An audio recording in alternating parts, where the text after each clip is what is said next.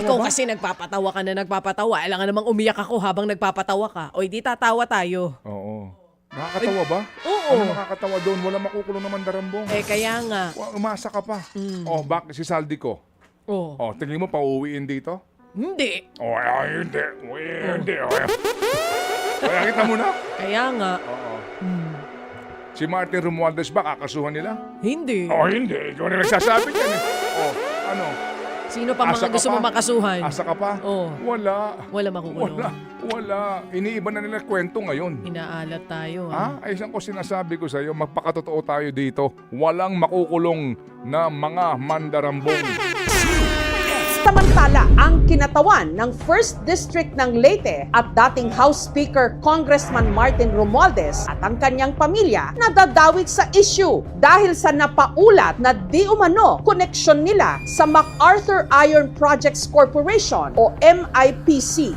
Sa official website kasi ng Bright Kindle o ng BKRI, nakasaad na taong 2022, inihalal bilang isa sa board of directors nito si Andrew Julian Romualdez, anak ng dating Speaker Romualdez.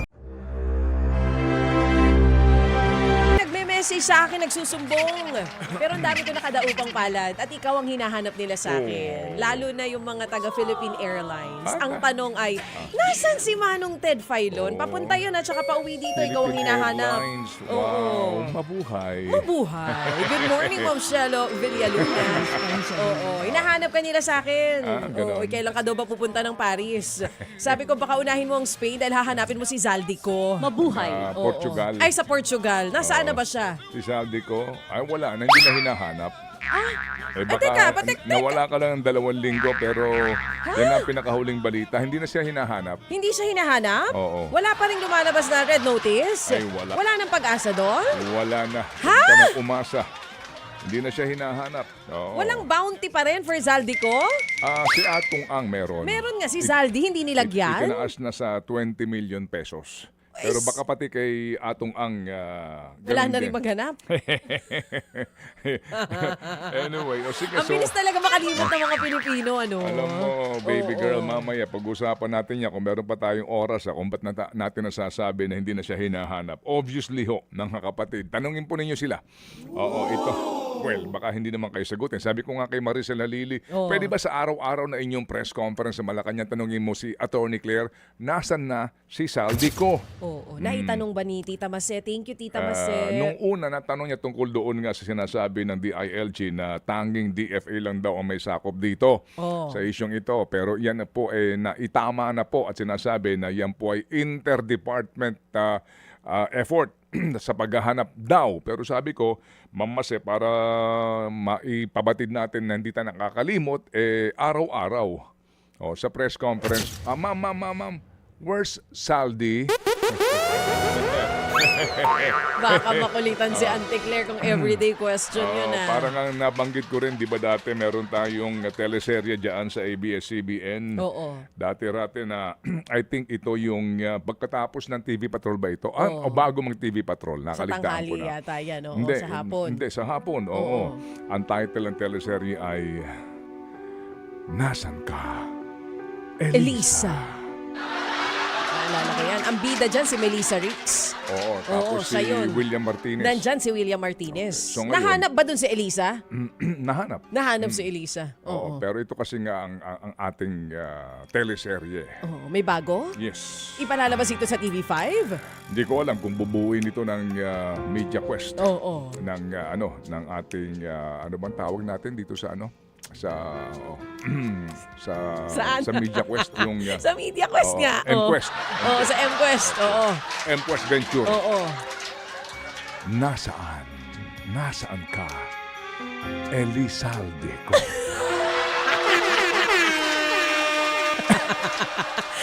Yung pala yung sequel. Elizalde ko na. Saktong-sakto, ah. Sinong gaganap? Sorry. Buti pa to masaya no? Teka Saya lang. ng buhay nito. Hindi, Okay, matanong joke ko lang. joke lang. Sino ang gaganap bilang si Elizalde ko? Meron ka na bang napipis? Piolo Pascual bang? Gusto mo? Layo naman. Layo. O sige. O sino? Anyway, sige. So abangan po natin ito mga kapatid at maliban po naman dito, ito hong usapin Mga kapatid, sa hindi po ngayon ay hindi maitatanggi na mukhang kaya nga po nababanggit ko na itong paghahanap kila Saldico, itong mga kaso sa mga sangkot dito sa pinakamalaking skandalong ito ay para bagang para bagang lumalabnaw na, para bagang asan na yung panggigigil, asan na yung mga ipinapangako, asan na yung mga sinasabing makukulong na mga matatabang isda dito. Oo, tsaka yung wala silang Merry Christmas. Oo. Mukha po, Malapit na Pasko ng pagkabuhay, wala pa rin ulit nakukulong. baka ang palagay ko po, eto nga at nung ikay nagliliwaliw doon sa Paris, baby girl, yung nga ang napag-usapan din natin dito. Ito pong announcement ni VP Sara na siya tatakbo sa Panguluhan, ay nakatulong pa ho ngayon para ho doon sa usapin ng paglilihis sa atensyon ng marami. Sa usapin po ng pinakamalaking graft scandal sa kasaysayan ng Pilipinas. Kasi ngayon pinag-uusapan na ito hong mga usapin tungkol sa halalan sa 2028. Ang Pangulong Marcos po ay nagtungo doon sa Naga at nakaharap po yung kanyang dati pong katunggali sa pagka-vice presidente. Recall, di ba? Nagkaroon pa ng kasuhan dyan, ng protesta. Alright, and then nanalo po eventually nga with finality si VP Leni Robredo. And afterwards, tumakbo rin siyang presidente at nakabangga pa rin po si Marcos Jr. And ngayon, bati-bati na po sila. Maganda rin naman daw yan para sa bayan, yung bati-bati. Pero yung sinasabi daw po na pakikipag-usap tungkol sa mga posibilidad po ng mga alignment sa 2028 nitong grupo po ni VP Leni at ng Pangulong Junior. Sabi ho ni Pangulong Junior at ni VP Leni, hindi pinag-uusapan daw ang politika. Wala daw hong unang mga ganong usapin, kung hindi trabaho daw po sila muna. Ang akin lang dyan Service before politics nga daw, sabi nila. Oo. ang akin dyan talaga ha? Ikaw naman. Talaga ha? Hindi ka naniniwala sa Pangulong Marcos Jr. na hindi walang niyo politika? pinag-uusapan yun, ha? Hindi nila pinag-uusapan kahit pa siya ay kulay medyas. Na pink. Na medyas. Kulay pink na medyas. Oo. Kulay rosas ang medyas. Sige. So ngayon po, doon na ho nakafocus ang marami sa usapin po ng politika sa 2028. But definitely mga kapatid, tayo makikibalita po dito po sa sinasabing mga alliance na ito. Mukha ho kasing parang may semblance of truth na meron ng mga alliance ang ilang pong grupo sa administrasyon. Kasi ngayon pong rally na gaganapin sa Feb 25 dito po sa EDSA Shrine at sa People Power Monument, yung binigyan po ng permit. Kasi may grupo po na sabi nila, kahit na wala kaming permit, magrarally kami dahil yan ang simbolo, yan ang mensahe ng EDSA People Power, kalayaan sa paghahayag ng damdamin. May mga grupo po na nag-apply daw po ng permiso at hindi daw po binibigyan ng permit para makapag-rally kasi nga hindi pa rin sila nagkakaisa. Ang grupo po na binigyan ng permit, batikusin mo na lahat, wag lang si Junior. Ganon? Saan sila? Sa EDSA? Oo. Kasi baka mangyayari ulit yung nangyari last time. Meron sa Luneta, meron din dito sa EDSA. Samantala yung isang grupo na nag-social media post na itong Makabayan, ang sinasabi nga nila, katulad ng sinabi mo kanina, may permit o wala.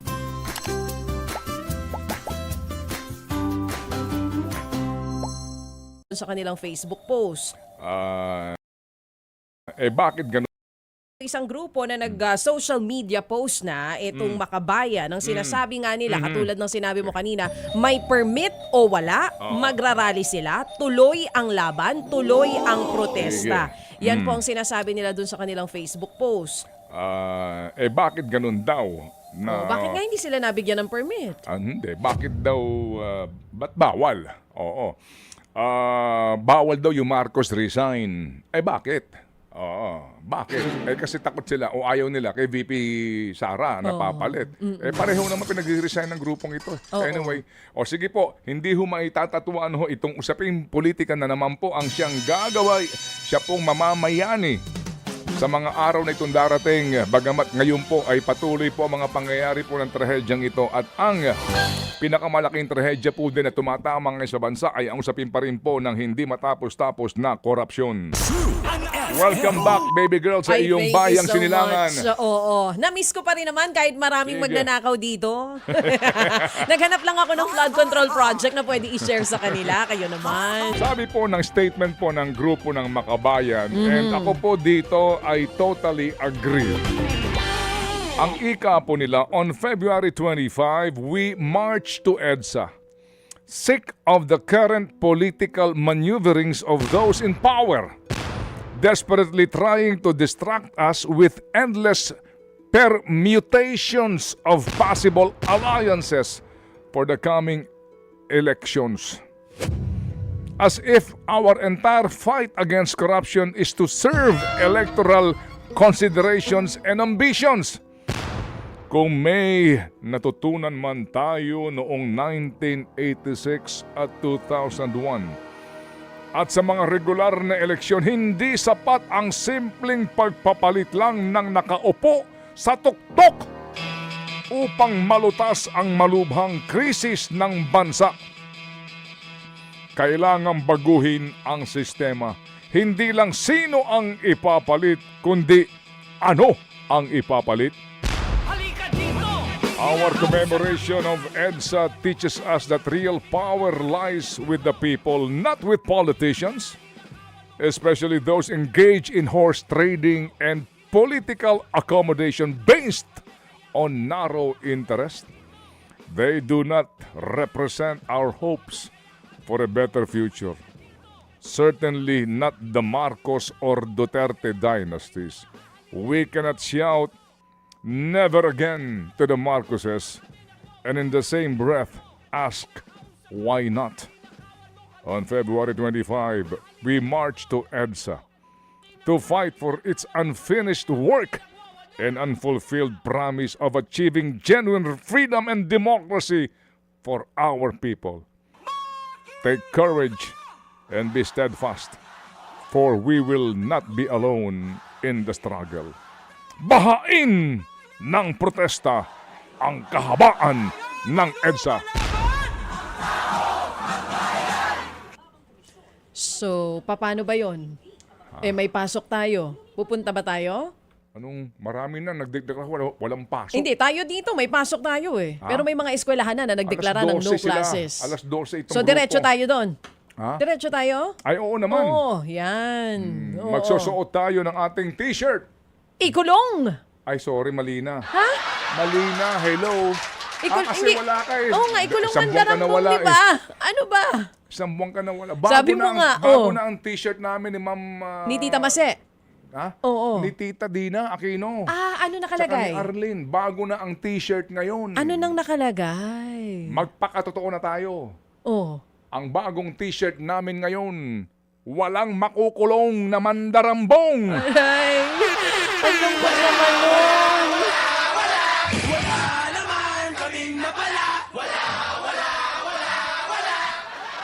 Ay, para naman tayo nawala na talaga ng pag-asa na mapapanagot yung mga kurakot. Kung ano dahil ang isusuot natin. Oo, dahil Oh. dahil sila-silang lahat ay mandarambong. Abay, Dali lang. oo. Bibiro lang po ako. Oo, wag. Yung pa rin tayo sa nagbibiro lang po Miyerkules. ako kay Chacha. Oo, sa akin lang to. Oo, yung pa rin ang t-shirt natin sa Wednesday, Feb 25. Yun pa rin ang sigaw ng taong bayan. Ikulong, mandarambong. Mali na nga, yung nga sa akin ngayon, wala nang makukulong, walang makukulong na mandarambong. Wala. Oo, sa likod, lahat ay drama lang. Lahat ay drama lang. Inuutulang nila ang bayan.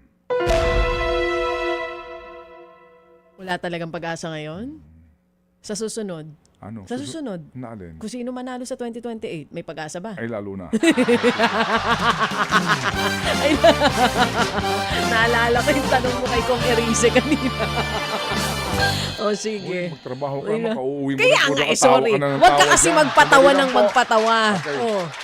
Uy, nakakatawa ikaw ba? kasi nagpapatawa ka na nagpapatawa. Alangan namang umiyak ako habang nagpapatawa ka. O, di tatawa tayo. Oo. Nakakatawa ba? Oo. Ano nakakatawa doon? Wala makukulong na mandarambong. Kaya nga. Umasa ka pa. Oh, bakit si Saldi ko? Oh, Oh, tingin mo pauwiin dito? hindi. Oh, hindi. Hindi. Kaya kita mo na. Kaya nga. Oo. Si Martin Romualdez ba kakasuhan nila? Hindi. Oh, hindi. Ikaw na nagsasabi yan eh. Oh, ano? Sino pa mga Asa ka gusto pa? mo makasuhan? Asa ka pa? Oo. Wala. Wala makukulong. Wala. Iniiba na nila kwento ngayon. Inaalat tayo. Ay, isang ko sinasabi ko sa iyo, magpakatotoo tayo dito. Walang makukulong na mga mandarambong. Nagkaroon ako ng hope na talagang mapupull out siya. Pero magiging totally kampante lang talaga kami dito kapag wala na siya talaga dyan. Magbabarikada kami, handat na dyan ng barko. Samantala, ang kinatawan ng 1st District ng Leyte at dating House Speaker Congressman Martin Romualdez at ang kanyang pamilya nadadawit sa issue dahil sa napaulat na di umano koneksyon nila sa MacArthur Iron Projects Corporation o MIPC. Sa official website kasi ng Bright Kindle o ng BKRI, nakasaad na taong 2022, inihalal bilang isa sa board of directors nito si Andrew Julian Romualdez, anak ng dating Speaker Romualdez.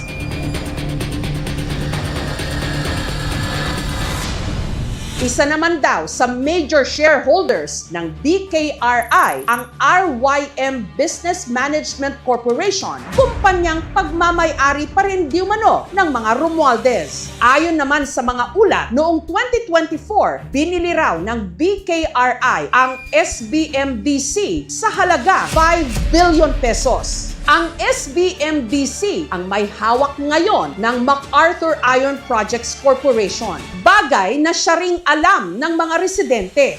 Nandiyan naman sa pinapalabas ng mga dokumento na binili ito ng speaker. Harap-harapan ako mismo nagsasalita. Pero ngayon nagtatago sila. Itinatago nila, nagiging apektado ang mga departamento dahil mismo ang regional offices na dapat gumalaw, si speaker ang naglagay eh. Paano gagalaw ang isang ahensya ng gobyerno pabor sa mga tao kung sila'y mandated ng mga politiko? Yun ho ang problema nyo. Yan ang problema namin. Matagal na kami rito, ma'am. Ilang linggo na kami wala bumababa rito ng ahensya ng gobyerno upang tanungin kung anong hinaing namin. Wala nakikipag-usap po sa Wala inyo? po, ma'am. Ang MacArthur Iron Projects Corporation po ay pag-aari ho ng individual na investor. At wala pong kinalaman dito ang dating speaker. As a private corporation, wala ho kaming connection sa dating speaker. Hininga ng aming team ng pahayag ang opisina ni Romualdez. Sa kabila ng mga ulat at lumabas na datos, mariin pa rin nilang itinanggi na merong koneksyon si Romualdez sa SBMDC, sa MIPC, pati na sa BKRII.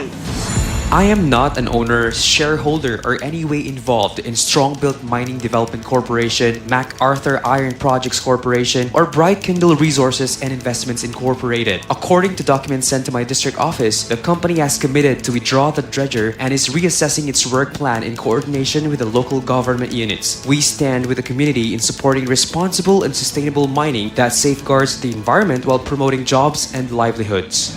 Kami po dito sa MacArthur Iron Projects Corporation, hindi pa ho kami nagmimina. Pipigilan nyo yung isang bagay na hindi pa nagsisimula. Paano nyo po pipigilan yun? Wala pa naman po kaming sinisimulan. Kaso sa ngayon ho, masidhiw po yung mga damdamin